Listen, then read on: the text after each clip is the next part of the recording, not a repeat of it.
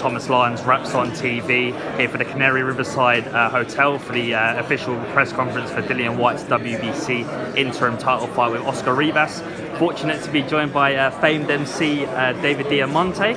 Again, having you on the platform, David, how's everything been with you? Yeah, a lot of fun. Thanks, Thomas. Great to be here. Big fight card, like you said, at the top, Rivas and Whyte.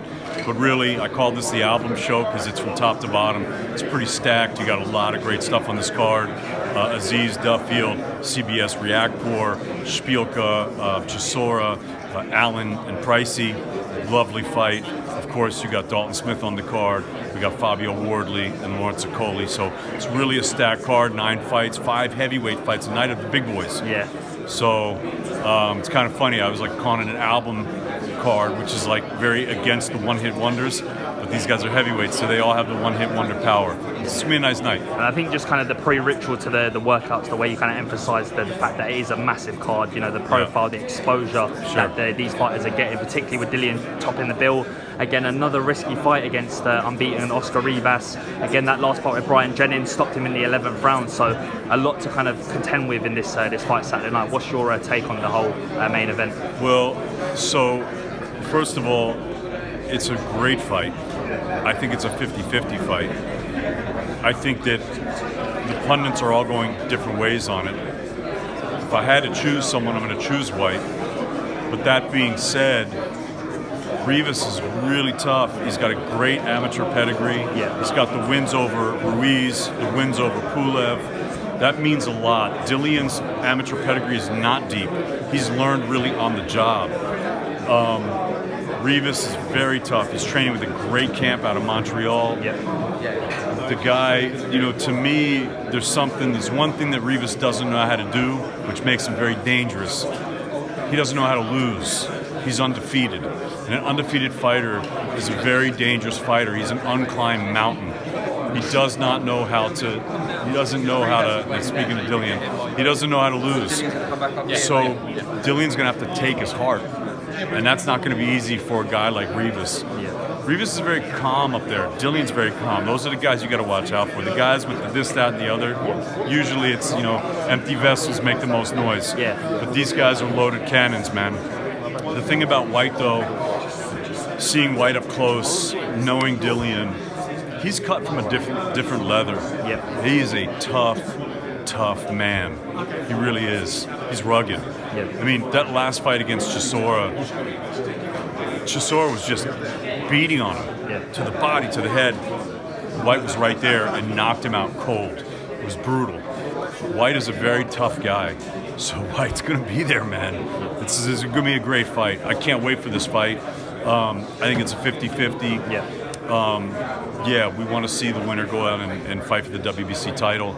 But again, what I love about this fight card, it's not so much about titles, it's about great fights. Yeah. Going back to Duffield-Azeez for the southern area, I love this fight, man. 2 Londoners, guy from Lewisham, guy from Canning Town, CBS, you know, Whyte-Rivas against Riakporhe. Great fight, man. Both guys 9-0, both guys have 8 knockouts. Both guys really want at each other. It's a hell of a fight, man. I mean, Riakporhe's come through on a bigger stage, more than CBS has. This is kind of the first big test for Whyte-Rivas. But that being said, he trains with Shane McGuigan. That's a great. That McGuigan camp has been great. That whole stable that they had. I mean, they had McGregor, they had Taylor, they had Grovesy, and these guys. They had Josh Taylor. These guys, they don't pick up bum fighters, man. They train with really good guys, and CBS, the gentleman, is one of them. Yeah. And the kid from Bournemouth is going to come to fight. I can't wait to see this fight. It's a Nixon-ill, you know, 2 undefeated fighters. So we'll see. It's a great fight card. Again, it's an album show from top to bottom. I love it. I'm going to flip the cut, you know, and listen to the B-side. It's not just a, you know, a one-hit wonder type of fight. So it's a good fight card. Excited. The O2. You got knowledgeable fight fans here in London. They're hungry for a fight like this. I don't think we have any football on the telly that night, so it should be good. Yeah, 100%. I think one striking comparison as well from the main event, conference is that Dillian kind of reiterated that idea that he's learned on the job. He hasn't had the acclaimed amateur pedigree that Rivas has had. Obviously, coming through the ranks with the amateurs, Olympic cycle, having beaten the likes of Ruiz and those kind of elite level fighters in the pro ranks, not in the amateur ranks, but kind of carrying that over to the pro ranks. experience, that confidence, that tutelage that he's been have with Von Michel, with the guys there. So it's an interesting kind of dynamic. Well, it's true and it's important, but it's not everything. And the pro game and the amateur game, it's a different sport. I mean, it's the same sport, but they're different aspects. So we see it a lot. You know, guys in the amateur ranks trying to touch guys where certain other guys are trying to, they're trying to hurt you. Yeah, it's different. So, you know, Dillian's CV in the pro ranks is better than his. So you can't really look at it like that. Yeah. And I mean, I think Dillian knows he belongs, man. Dillian's a dangerous guy. Don't make no mistake. It's going to be a great fight. I think either way, it's just you know, Rivas is a very worthy opponent. He has been overlooked, and we're in for a real treat on Saturday at the O2. Yeah, I mean, David, a kind of a rollover from all the shows that have been going on recently. Obviously, you were over in the States for the Providence show with Demetrius Andrade defending his WBO middleweight title against Maurice. Just talk to me a little bit about that. Obviously, the exposure now under the zone, that groundbreaking deal that they've facilitated with Matchroom. Just talk to me about sort of how much that's enlightened the boxing game, how much that's accelerated these massive cards that you've touched on there. Well, it's they're giving, you know, mouth to mouth to the boxing, and they're breathing life into the sport, and they're doing it globally. I mean, we're going to be in Hermosillo, Sonora, Mexico, coming up for Juan Francisco Estrada. Yeah. We just came from Providence with Andrade. We just were in Rome last week. We're going to be next week in Dallas, Texas, for Maurice Hooker-Ramirez for the WBO or for the unification fight at 140. Yeah. By the way, the 140 division is an awesome division. There's so much great stuff, and in the 140-pound division. But then we're coming right back the week after for Liverpool. Yeah. So we're not stopping, and we're doing it globally. And I think it's really important that the fans around the world are seeing these kind of talents. And I think one of the big things, and Eddie touched on it today in the press conference, is they're about building up fighters, which I love, because they are planting seeds, okay, in the field, and they're watering them. And some of them are going to grow and some of them won't. And this is what happens. You don't know who's going to, until you put these guys into the fire, you don't know who's going to excel. Yeah. You can be a brilliant guy, you just don't know. Some guys you just know they're special. But some guys look special and they don't pan out. Just like, you know, you might plant some seeds and they might not grow. But some will grow and they'll flourish. And that's what these guys are doing. So they're really putting in the base for later on. I think we're going to see the benefit of what Matchroom and DAZN and Sky Sports are doing for years to come. Yeah, I think the precedent has been set in terms of domestically, but also in the States. You know, the model that Matchroom have kind of functioned with the massive shows, the unification, Maurice Hooker and Hooker-Ramirez for the WBO and WBC title. So, I mean, looking ahead, it's a promising and flourishing time it must be for, in terms of you working at the kind of the core and the forefront of these massive shows, you know, and kind of demonstrating that to the wider public of the nature of boxing at the moment. Well, the one thing that I hope, I mean, like I'm really passionate about it because I love the fights, I love the fighters, I love the fight game, I love the whole culture around it. Yeah. So if my enthusiasm can come through and people can get infected by that, I think it's great. Yeah. So I truly am passionate about these cards. I do believe this is an album show, like this card here. You can't keep me away from seeing Allen and Pricey, or from Azeez and Duffield, or from Riakporhe CBS. Like, I can't wait for this fight. Yeah. CBS, I've known this guy for so long. He's such a good guy. He's undefeated. Riakporhe's undefeated. He's come through against Sam Hyde and against these tough opponents.